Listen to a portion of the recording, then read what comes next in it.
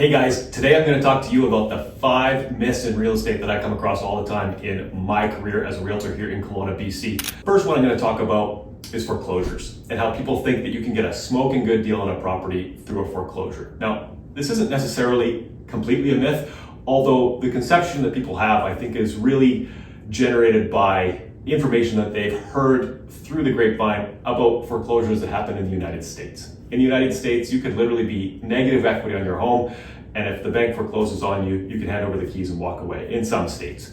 Here in Canada and in BC specifically where I work, the process is a little bit different with foreclosures, and the idea is to garner at least close to market value, even if the homeowner can't pay their mortgage anymore. So what happens is the home goes through the foreclosure process, and what that process involves is the home has to be marketed. You have to be able to prove to the judge that's going to eventually decide on who wins this foreclosure bid that there was sufficient marketing to attract people to the property. Once an accepted offer gets in place and that offer moves through the process and actually waives their conditions, so once that first offer is satisfied with their home inspection and they've secured their financing, that accepted offer price actually gets revealed out to anybody that's interested in that home. And from there, a date is set to go to a bidding process. And what happens at that bidding process is people come, sealed bids, and subject free offers. And depending on how many people show up, how attractive the property is, and how low that initial accepted price is, there's potential for people to bid $50,000, $100,000, $150,000 over asking. While it may still be less than market value, typically, if the accepted offer is a good enough deal, enough people will come to bid and it'll sell for roughly close to market value. The idea behind all of this is there are protections in place for the consumer. So if somebody can't pay their mortgage and the house is worth, call it $750,000, but the loan on that, the mortgage on that home is only $500,000, the bank would sell that property for $500,000, and that would be it. So again, the protections and the reason behind this foreclosure process is to try to protect the consumer, try to get at least fair market value for that property. And because of that, foreclosures aren't always a great way to get a smoking good deal on a property. All of that being said, it is still a complicated process. So you want a professional guiding you through that like myself. And if there's an opportunity to get a good deal, we'll make sure that we spot that out and get it for you. The second myth I'm going to talk about is buying a lemon. This one's super common. I hear this all the time. I ask people when I first start consulting them through the process to buy real estate, what is your biggest fear? What is your biggest concern about buying real estate? And oftentimes, and specifically, this comes up more often with first-time home buyers, buying a lemon is a very common fear that people have. My thought on this is this idea of buying a lemon is really generated because at the time that people are buying a home, and typically their first home, they've already likely owned a vehicle. They've already probably owned at least one car, maybe multiple. The idea of buying a lemon with a car is much more founded. When you're buying a house, there are so many things we can do to avoid this. And I'll take a second to unpack this. When you look at a vehicle, it is a complicated piece of machinery. You've got an engine with oil pumps and water pumps and cooling systems and electrical systems and lights and hydraulics and the transmission and differentials. There is so much to a car, and so much of that is internal. You can't actually see inside an engine unless you hire somebody with a scope to really get in there, which typically people don't do. So the chances of buying a vehicle that may run great but could have some internal problems that are a little hidden and it becomes a lemon down the road are far more likely than when you're buying a home. And again, the reason I say that is when you're working with a professional like myself, we're going to do a ton of things to make sure that we get the due diligence done on this home so that you don't end up buying a lemon. What I mean by that is we have a number of affiliates that we send our clients to who are professionals, who are trained to make sure that they're looking for everything that they should be looking for in that home. So when you need a home inspection done, if that house is on septic, we gotta get the septic inspected. If we're looking at a property even on well water, we've got contacts to get the quantity and the quality of the well water tested. And when someone's going through a home, it's not like a car engine. It is very open and very obvious about what's typically going on with that home. The home inspector is going to crawl around in the crawl space. They're going to go up in the attic. They're going to take a look at the furnace, the hot water tank, the plumbing, the electrical. You name it, it's there, it's visible and readily observed. And by working with the right professionals, we can make sure we get you connected with people who are going to take their time and get you all of the information that you need as a buyer to make sure you're not buying a lemon. And then my office, we typically take things even a step beyond that, where we'll go ahead and do a full due diligence package on that property, which would contain everything, including the title of the home and getting that reviewed by a lawyer. We would include the city file, which typically has the original building plans for that home, any renovations that have been done that were permitted, things like the zoning, so we can make sure that if you wanted to build a fence around your property, we know exactly what type of fence you can build. And things even so far as to look for development applications around you, so that you don't buy a house and next thing you know, your neighbor's building a 6-story apartment building beside you. Concept of buying a lemon, again, I think transitions from people that have experienced buying a vehicle and have maybe been burned with that in the past. And it's probably propagated by people who maybe don't work with the right professionals to make sure that they get the due diligence done to be satisfied with the home that they're buying. The third one I want to talk about today are condo fees.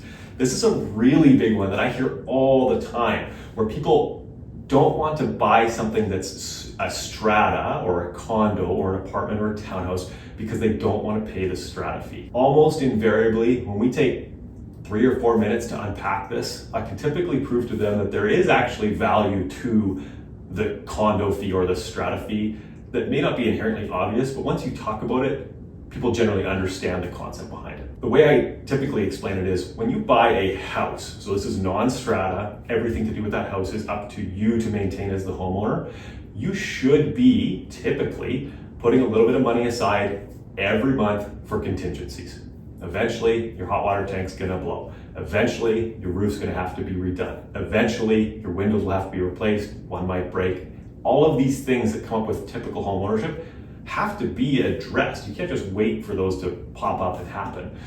The other piece with that is, when you own a single family detached home, you likely have a more expensive insurance policy. You're likely gonna have more maintenance items that you have to take care of as the homeowner. You're gonna have to buy a lawnmower. You're gonna have to put gas in that lawnmower, charge the batteries for that lawnmower, or hire somebody to maintain that lawn. You're gonna have irrigation expenses. All of these things typically add up when you own a single family home. Now, the flip side of that is buying something that's in a stratified type development. So that would be townhouses or condos or apartments. The strata fee that you're paying there, it does have value, which a lot of people don't realize. That money goes into a fund that is managed by the strata to make sure that the building you're living in stays maintained. When the roof needs to be done, there's typically going to be a 6-figure contingency fund where they can pull that money out to do things like the roof, or fix a window, or paint the interior of the common areas, which are the hallways that you all share. They're gonna hire groundskeepers to maintain the exterior of that property.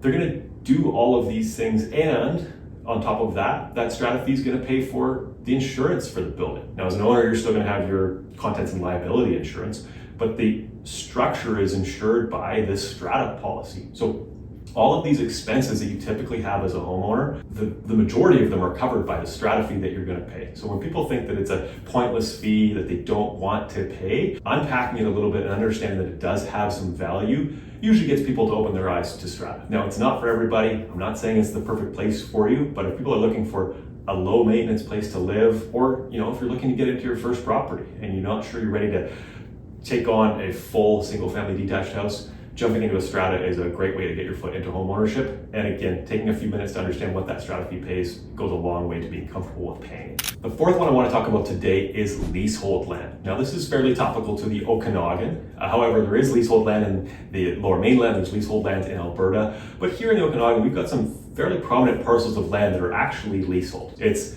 leased land where you are buying into the rights to use a portion of land, but you're not actually owning the land that you're buying. And there's lots of different forms of ownership that you can get. So you could have a leasehold single family, you could have a leasehold strata, you could actually have a leasehold single family strata. So there's a ton of complications all around this, but for today, we're just gonna zoom out and look at the difference between leasehold and freehold. Freehold, you own the land. Leasehold, you're buying the rights to use that land for a predetermined period of time. Now, here in the Okanagan, a lot of people that don't understand leasehold have big concerns around it. For me, and for a lot of my clients, I feel like there is fantastic value in leasehold land.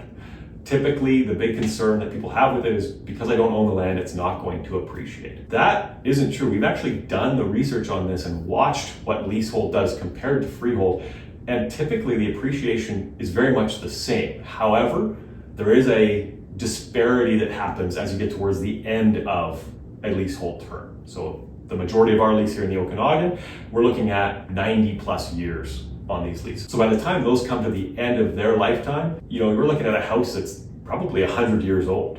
It's probably time to be looking at knocking that one down and rebuilding anyways. And that is, again, another factor why we start to see the price differentiate between a freehold and a leasehold. It's the uncertainty of what's going to happen at the end of that lease.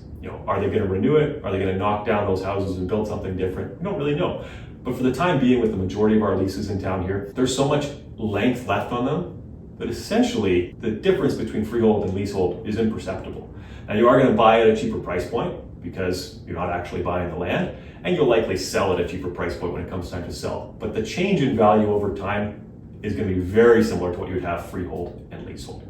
So for everybody out there that has their concerns around this, I typically am able to quell it with that. And also, there's a piece that typically doesn't get discussed, and that is bad news really travels fast. And especially with leasehold, there's a lot of bad stories out there about people who buy a property that's on leasehold and they get kicked out or evicted. The vast majority of these scenarios are people that are buying a manufactured home on a rental pad within a park that is on leasehold land. So yes, it's leasehold, but the biggest factor there that leaves the insecurity for that homeowner is the fact that they're on a rental pad. If you look at any manufactured home rental pad agreement, it's essentially month to month, which means if that park gets a better bid to do something better with that land or they get bought out, unfortunately, the owners there don't have a ton of recourse because they're just renting that pad. The leases that we have here in the Okanagan, for the most part, for all of our single family and our strata type leasehold properties are, again, long tenure leases, 90 plus years typically left on those. They're government titled, which means typically you can get high ratio financing on them. So first time home buyers can get in with 5% very often. And the cool piece of all of this is, again, working with professionals like myself, is we actually work very closely with the law office that drafted these leases. So we can get you guys connected with the actual law office that put these leases together. So if you have any questions, comments, or concerns when you're buying leasehold, we'll get you connected with the right people to answer the right questions. The fifth and final thing we're going to talk about today is real estate commissions. I get this question all the time. What are the standard real estate commissions? Truth be told, there really isn't a standard real estate commission. We're actually not allowed to have a standard real estate commission because of anti-competition laws. Every realtor out there can determine what their value is and what their worth is and can charge any amount that they want to charge. There's some brokerages or some realtors out there that charge far more. There's some realtors and brokerages out there that charge far less. And what I have most often found is the level of service is commensurate with what they charge. So you'll see brokerages that can put you up on the MLS for a very affordable fee. And I have had clients that have worked with these brokerages before, and typically the service that they get is, again, commensurate of the amount that they're paying. So when people ask, what is the standard commission? Typically my response is, what's the level of service you guys are looking for? If you want to get a full service brokerage that's going to look out for your best interests, put the best marketing behind you, and make sure that all of the T's are crossed and all of the I's are dotted, you'll likely want to hire that professional that maybe charges a little bit more than what some others might be offering, but you're going to be in great hands working with someone who can get the job done, who's trained to negotiate on your behalf and save you that difference at the end of the day as well. And that's a big piece that I think people miss. You're not necessarily hiring an agent to just market your home and take photos. You're hiring them to be your advocate, to fight to get you the top dollar for your home. And at the end of the day, you want to interview with that in mind and make sure that you're picking someone who, even if they charge a little bit more, is going to more than make up that additional fee that they're charging so that they can net you the most amount of money in your pocket at the end of the day. So along with that one, again, the myth being there is no standard with commission. You'll just want to make sure that you're getting the most value out of the agent that you hire. And those are the 5 myths that I wanted to cover today that I come across in my business all the time as a realtor out here in Kelowna, BC. I cover the whole Okanagan, so if you have any questions about real estate or if you want to just learn a little bit more about these myths I talked about today, you can reach out to me at any time. You can find me on my website at darcyfiander.ca. Thanks, guys. We'll talk to you soon.